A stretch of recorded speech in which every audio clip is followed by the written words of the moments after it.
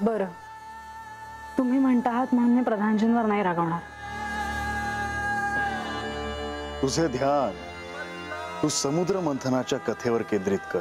मला काही प्रश्न विचारायचे आहेत. विचारू? कशाविषयी? समुद्र मंथनाच्या कथेविषयी. म्हाळसा फार रात्र झाली आहे, तेव्हा आपण उद्या बोलूयात.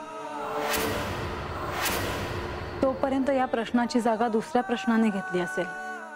विचार.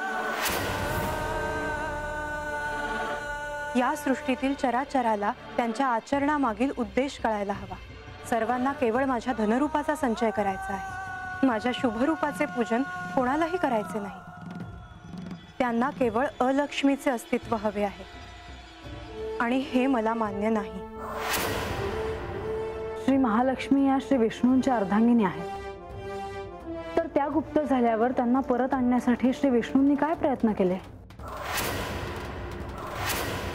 श्री महालक्ष्मी म्हणजे श्री विष्णूंची शक्ती. ते दोघही एकमेकांशिवाय अपूर्ण आहेत आणि म्हणून त्यांना परत आणणं एवढं सोपं नव्हतं. त्यालाही श्री विष्णू लीला म्हणता येईल. पण त्या प्रकट झाल्या का आणि कशा प्रकट झाल्या? त्या परत आल्या, पण त्यासाठी फार मोठे प्रयत्न करावे लागले.